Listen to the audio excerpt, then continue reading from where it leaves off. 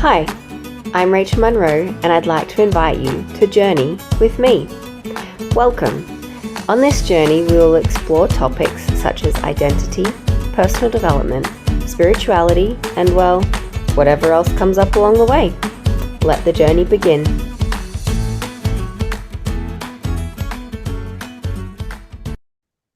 Hey guys, happy day, whatever the day it is that you're listening to this episode. I am back today to talk to you about my journey as a mum. Now, for those of you that have known me for a little while, you'll know that I've been a stepmom for coming up 5 years this year. And that has been a wonderful, wonderful journey. I have the best stepson in the world. He is kind and caring and loving and wonderful. And I'm very lucky to have him as my stepson. And I am now a biological mum to my wonderful daughter, who is 10 and a half months old. And that has also been a whirlwind of a journey and wonderful as well. So today I am going to be chatting to you about my journey as a biological mum, not as a stepmom. That's a different journey that I'm happy to discuss perhaps another time. But today I want to chat about my bio mum journey. So I actually recorded this episode a week ago, and then I didn't like it when I was going through and editing it. It felt rushed. It felt like I was missing lots of things that I wanted to bring up. So here I am re-recording it, because at the time I thought, oh no, I've told people that I'm going to bring an episode out and I don't have one, and I rushed it and I didn't like it. And I actually scheduled it to post the next morning, like to come live the next morning. And I'm glad that I had scheduled it, because I ended up canceling it because it didn't feel right. And the whole point of this podcast is to share things that feel right and feel nice. And so it's taken me a week longer to record it because life is busy, but it feels much nicer today. Ada is asleep, so I may have to stop recording and come back if she does happen to wake up. But we're beginning now, which is nice. So she's asleep. I have my cup of tea. I am a happy mum. So I want to start the whole reason behind this episode is I have a load of mum reels and mum blogs and things that come up on my social media these days, right? And a couple of weeks ago, one came up as a suggested for you. And I don't know why it was suggested for me, because it made me really angry and I don't agree with it. And I'll get to that a bit later in the episode, but it inspired me to share my journey, and hopefully you can resonate to it and with it, whether you're a mum or a father or a step parent. Hopefully something that I'm going to share with you today may resonate. And if it doesn't, then there's other episodes that you can listen to, and that's fine. I want to start with my pregnancy, because it wasn't an easy pregnancy. I was quite unwell throughout most of it, actually. The majority of the morning sickness, I don't know why they call it morning sickness, because it's definitely all day sickness, stopped at about 15 weeks, I think. But there were definitely days throughout the rest of the pregnancy that I was unwell as well. So unfortunately, I missed lots of sporting activities for Harvey, and didn't leave the house much on weekends, and thankfully I worked for myself, so I could take time if I needed to have a nap or do whatever I needed to do to help me to feel a bit better along the way. But it definitely wasn't an easy pregnancy. I was doing pregnancy yoga once a week with a midwife, which was wonderful. Let me clarify that. The midwife is a qualified yoga instructor for many, many years. She just happens to also be a midwife. So it's great that she can provide some information as well as the like physical aspect of the yoga and what's going to help with hip opening and things like that. So that was great. I also attended, Joe and I attended the Calm Birth classes. If you don't know what they are, they're pregnant or a birthing class that help, well, they teach a certain way that you can think about birth, and they do some meditations, and the way they teach you about the birth and the anatomical physical process is fantastic, and it was really, really wonderful. And we also attended the hospital birthing class, which was the complete opposite. I don't recommend them. It wasn't calming whatsoever. It was very scary, actually, and um, fueled with fear, unfortunately. But I felt very prepared for birth. I felt like we were doing everything that we could, and my birth plan was very flexible all along, because obviously I understand that as much as we can plan lots of things in our lives, babies come and make that very different. So I had a birth plan. It was a flexible birth plan, but the hope was that I'd be able to give birth quite naturally and everything would be quite hunky-dory. Really, that was the plan, and that wasn't then what followed. So a bit of my birth story is that it was long. It was a long process. I woke up on Saturday morning and went to the bathroom and was quite unwell. Lots and lots of lower back pain, what felt like period cramps, period pain, which I then understood was contractions. And they slowly but surely got more pressurized and got longer, and I went for a big walk on the advice of my midwife yoga teacher to help speed the process along, which was really nice. And that morning or on the walk, I saw a couple of dolphins and a number of turtles. And I just kind of took it that it was a good sign and that things were moving along really nicely, which was lovely. So we had Harvey as well. So Harves went to Nan and Pop's for the evening. We had him for the day because there was nothing wrong with me really, other than some contractions that were mild. So he went to Nan and Pop's for the night just in case Ada decided to make an appearance quickly, which unfortunately she didn't. But I think I headed to the hospital around 6 o'clock, and it all seemed to be going quite well. Like, I had contractions about 5 minutes apart. They were lasting for about a minute and a half. They were getting more intense. We arrived. I was straight in the birthing suite. Then time went a bit askew, as it does when you're in a hospital, but also when you're in quite amounts of pain and pressure. I was on the birthing ball. I was in the shower, which was lovely. I was in quite a huge amount of pain, and I will say pain because it was. I'm not quite sure why. I wasn't quite sure why. Obviously, I'd been having contractions, but it was a different contractions were pressure, and that was fine. This feeling I was getting was pain, and I didn't understand it because I thought I was all prepared. And then I tried the gas.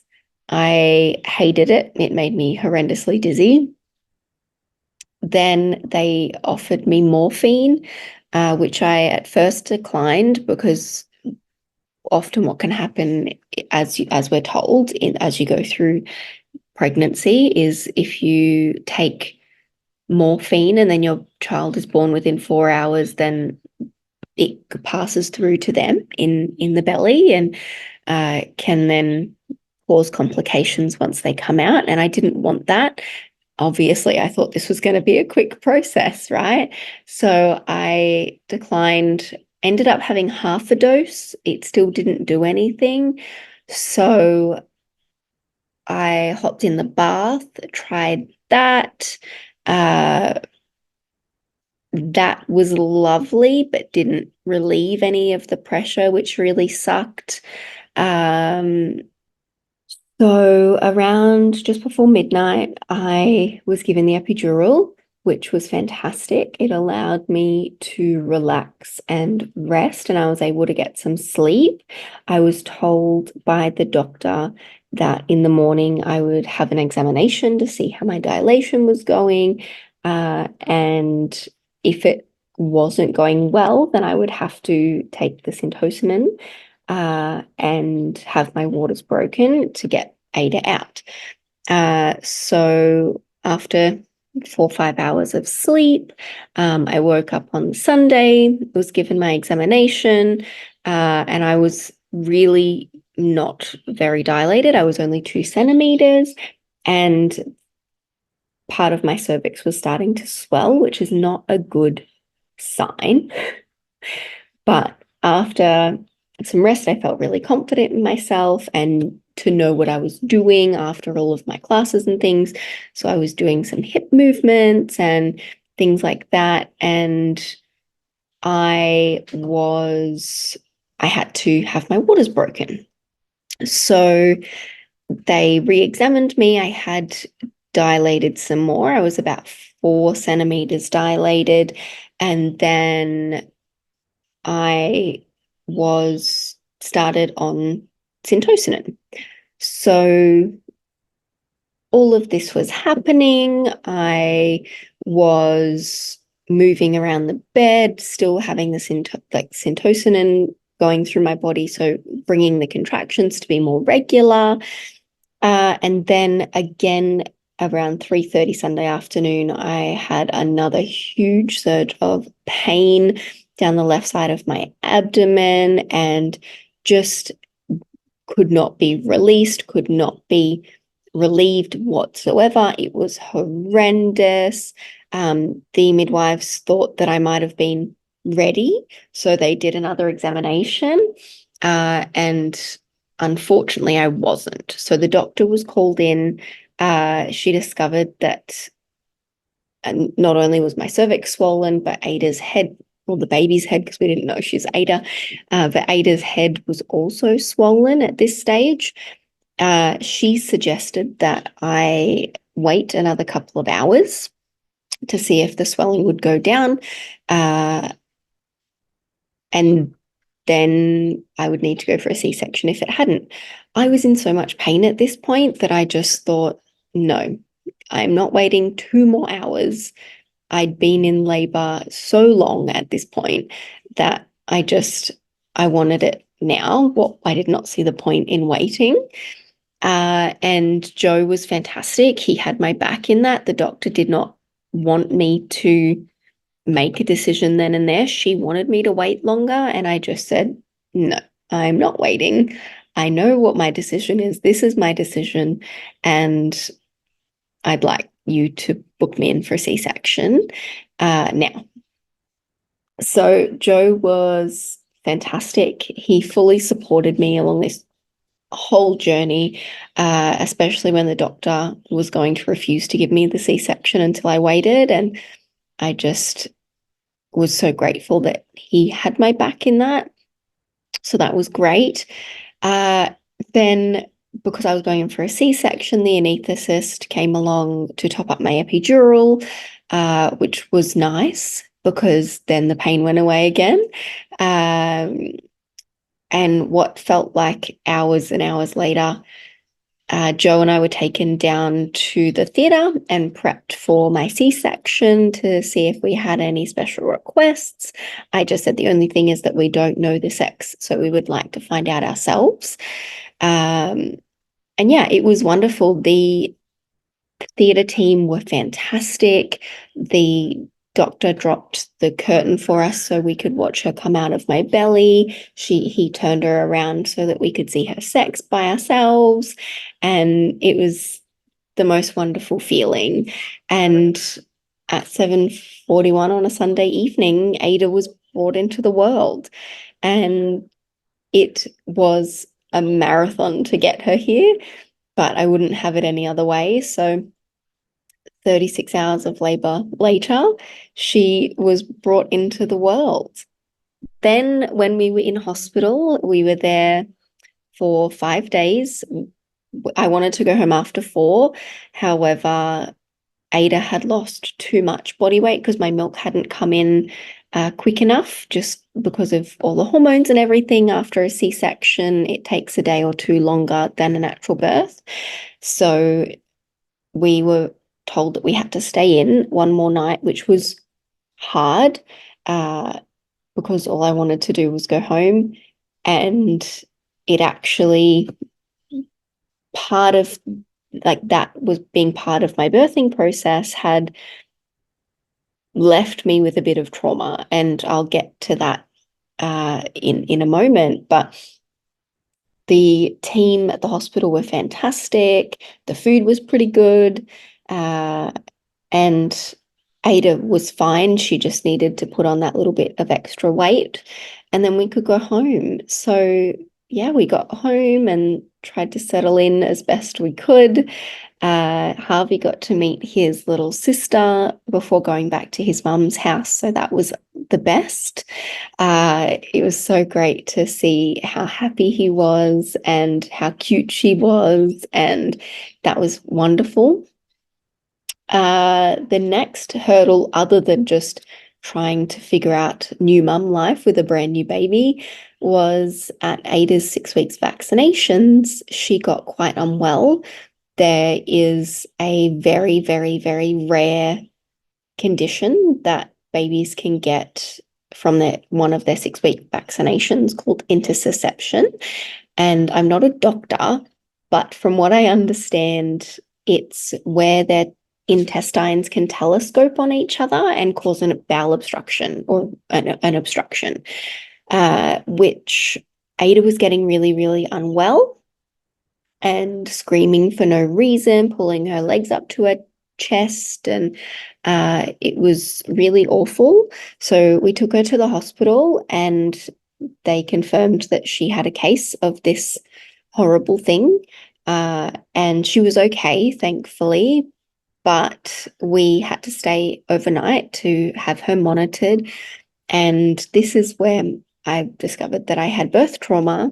Is it was our first night back in hospital, and I had a panic attack, and I didn't understand why, other than the fact that I had a sick little baby. It wasn't that, it was the place, it was the hospital.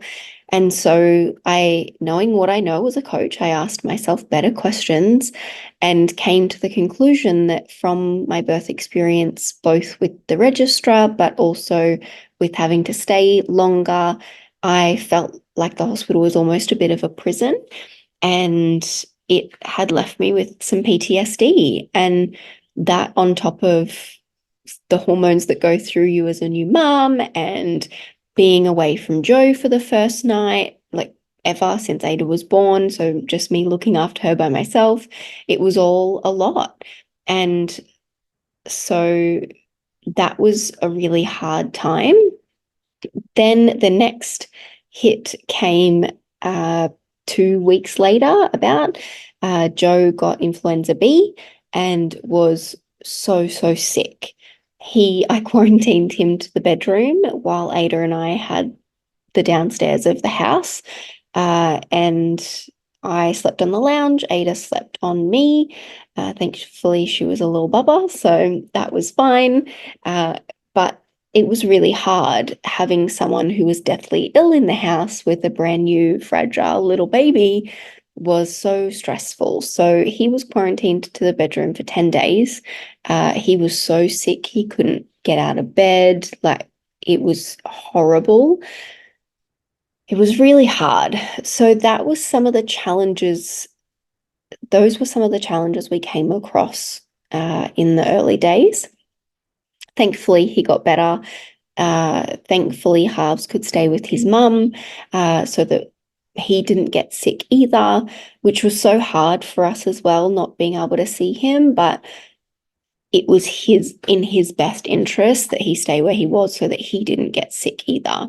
So not only was it hard because we didn't want Ada to get sick, we then missed out on seeing Harvey, and it was really such a difficult time. Thankfully, my mum came and visited, and Joe's mum came and helped out with housework and things like that, or would watch Ada while I could cook dinner. And I was very lucky to have a lot of help in that stage, which was really nice, but it was really hard. The next thing that I want to talk about that has definitely come up, let alone in those first 2-3 months, but more so now, or even still now, I should say, as she's getting older, is societal pressures that come up onto parents. And the reason that this has come up is because, as I mentioned at the start of this episode, when I was scrolling through Instagram the other day, a reel came up suggested for me. Now, that reel was an interviewer and an interviewee. And the interviewer said, "We're told as parents that sending our babies, our children, to daycare teaches them independence." And the interviewee, who I can only assume is meant to be some child expert or something like that, said, "No, sending your child to daycare is the emotional equivalent of you dying to your children." And I just stopped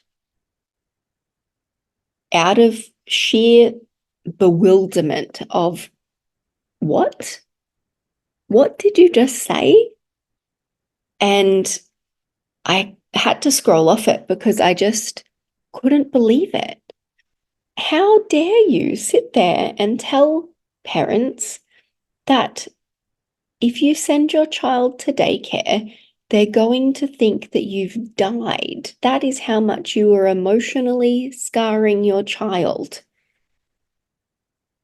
Whether it's true or not, that's beside the point. I don't know if it's true. I'm no child expert. But there is enough pressure on parents as it is, let alone having some so-called expert tell you that you're emotionally scarring your child so much to the point that they think you've died. That's not okay. I, for one, send Ada to daycare 2 days a week. One, because we financially have to. I need to work. But two, she loves it. Yes, we went through the phase that it was really hard for drop-offs, and the drop-off was really difficult. Now, she loves it. She loves seeing her friends. She loves the educators. It is wonderful. Now, I want to say this. 2 points on this particular reel that I saw. First point, what is the difference between sending my child to daycare because I don't have people around that can help watch her for the 2-3 days a week that I work. And what happened back in the day of you lived in a tribe, you lived in a village, and I might be the mother that goes out and forages, so the other mum over here watches the children while I do that. What's the difference in that? There's really not a lot of difference in that.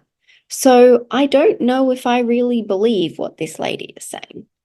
2, my second point on this is if you need to send your child to daycare, now you are legally allowed to send your child to daycare from 6 weeks old. If you need to send your child to daycare for whatever reason, whether it be to financially provide for your family, whether it is to look after yourself and your self-preservation, whether it is because you have other commitments that you need to attend to, whatever your reasoning that you need to send your child to daycare, don't listen to people like this. It is okay for you to need to do that or for you to want to do that. It does teach them social skills. It does teach them independence. All of these things do help them later in their life. And from what I understand, sometimes hard days and hard drop-offs continue through into primary school. Just because your 10-month-old might have a hard day at drop-off of daycare doesn't mean your 10-year-old won't, no matter what age you send them. That's the first point. Some other societal pressures that come up are, especially early on, feeding. Whether you breastfeed your child or you formula feed your child or you mix feed your child. Ada has been mix fed since birth because I didn't have enough milk to give her. It seems so important in the moment. The reality is, a fed baby is a happy baby, no matter how they're fed. You're not going to know even at 3, 4, 5 years of age, let alone 15, 20 years of age, how a child was fed. As long as they're fed, that's what matters. Sleep is another one.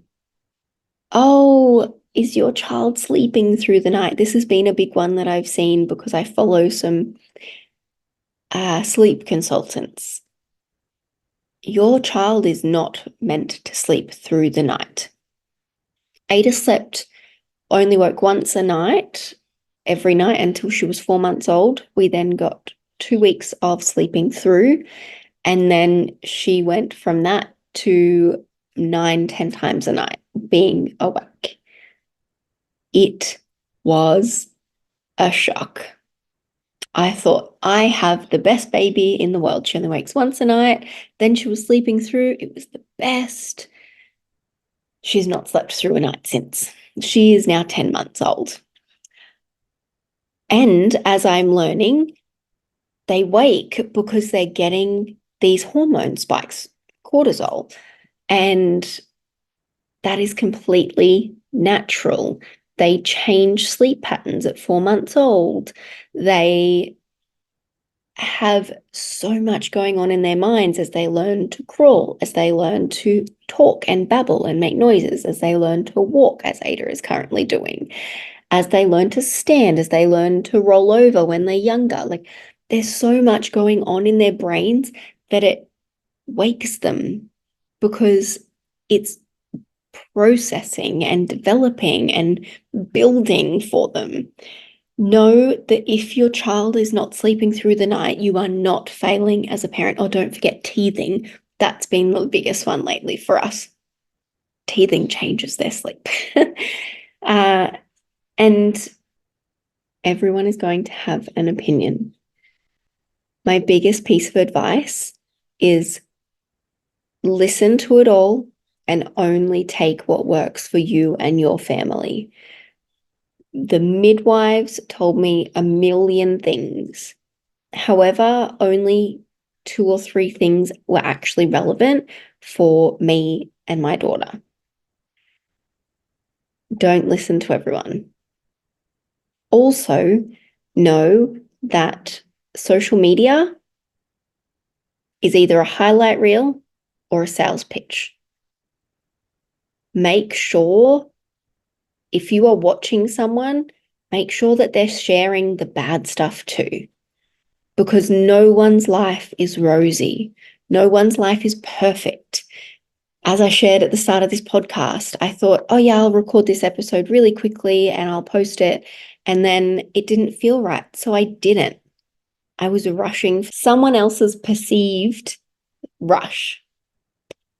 And that was on me. So make sure you are watching the right people. Try and look after yourself. I do not believe look after yourself first is really even possible until they're probably around Ada's age. For most babies, I will say, for most babies, some babies are fantastic and chilled. Ada was not one of those babies. She wanted to be on me 24/7, and that was fine because I knew it wasn't going to last forever. I knew I would have my space back eventually. Other babies, like I've got friends who have babies and their child was happy to just sit on their playmat and play by themselves on their back with their play gym thing. Ada was not one of those. And every single person's journey is going to be different, and that's brilliant. But for me, my look after myself first has only just started in the last couple of weeks. Now, I am so grateful for the journey that I've had, no matter how hard or how wonderful it has been. Parenting is the hardest, most wonderful job in the world. And it's important to realize that no one else is going to have the same journey as you. I do, however, recommend getting in contact with some mums on a similar journey as you, very similar age group as you. It really helps to have someone else to talk to, or dads. But I think just mums, mostly mums, are going to listen to this episode. So if you're a new mum, try and tap into some other mums out there. Reach out to me. I'm happy to answer any questions you've got about my journey and how it's been beyond what I've shared in this episode. But that's all from me today. I hope that you have a wonderful day ahead, and I will see you next time. I am excited for the next episode too, because I already know what we're going to talk about. So I will chat to you then.